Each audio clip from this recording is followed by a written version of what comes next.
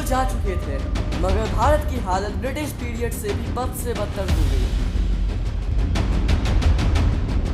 मैं बात कर रहा हूँ 1950 की, जब 36 करोड़ की आबादी के साथ मोर देन 70% ऑफ इंडिया गरीबी रेखा के नीचे था।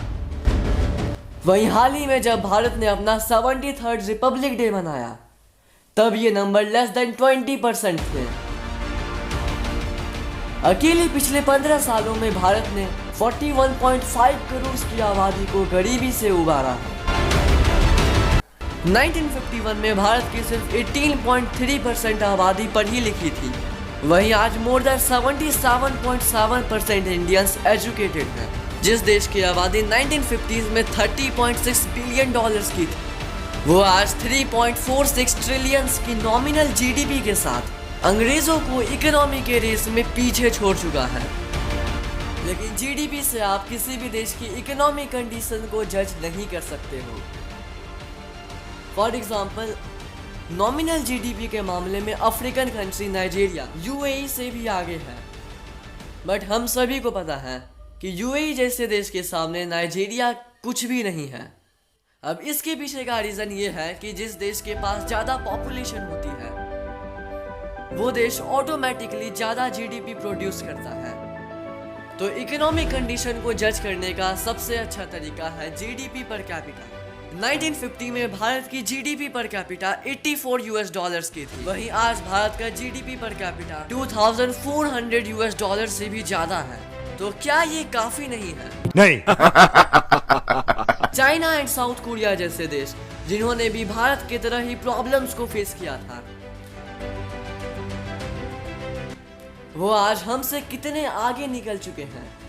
लाइफस्टाइल, एजुकेशन एंड हेल्थ, इन सब मामलों में भारत टॉप 100 देशों में भी नहीं आता है। सिंगापुर, जिसने पिछले 30 सालों में ही डेवलप करके खुद को एशिया का इकोनॉमिक पावर हाउस बना लिया है। 70 साल बीत गए, लेकिन आज भी भारत एक डेवलप्ड कंट्री क्यों नहीं बन पाया है? Wait, we are now in the year 1955, जब प्राइम मिनिस्टर जवाहरलाल नेहरू ने भारत का इकोनॉमिक मॉडल बनाया था, जो सोवियत यूनियन से इंस्पायर्ड था। According to which Indian government ने देश के सारे मेजर इंडस्ट्रीज को अपने कंट्रोल में ले लिया था, ताकि भारत एक आत्मनिर्भर देश बन सके। लेकिन इस सोशलिस्ट मॉडल का रिजल्ट ठीक उल्टा हुआ यह कि भारत में ना तो कोई फॉरेन कंपनी इंटर कर सकती थी और ना ही देश में कोई प्राइवेट कंपनी ग्रो कर सकती थी। इनफैक्ट जिन कंपनीज को सरकार ने अपने कंट्रोल में लिया था, उन्हें भी सरकार कंट्रोल नहीं कर पा रही थी। वहीं दूसरे ओर भारत जैसे कई दूसरे देशों ने अपने कैपिटल इकोनॉमी के सहारे काफी तेजी से ग्रो किया। प्रॉब्लम तो बहुत बड़ा था, बट 1991 में जब भारत में इकोनॉमिक क्राइसिस आया, इनफैक्ट इंडिया को पहली एंड आखिरी बार IMF से लोन लेना पड़ा, और तब जाकर के सरकार ने इस सिस्टम में थोड़ा चेंज लाया। फाइनली इंडिया ने अपना मार्केट ग्लोबली ओपन कर दिया और अब कोई भी फॉरेन कंपनी इंडिया में बिजनेस कर सकती थी। इससे देश में ज़्यादा से ज़्यादा को जॉब्स मिली, प्राइवेट कंपनीज ने भी ग्रो करना शुरू कर दिया और हमारे स्टार्टअप्स ने भी यूनिकॉर्न बनके भारत की इकोनॉमिक कंडीशन को भी बूस्ट किया। नाउ जस्ट इमेजिन, अगर यह सब 1950s में ही हो जाता, तो क्या आज भी भारत की कंडीशन ऐसी ही होती? बिल्कुल नहीं।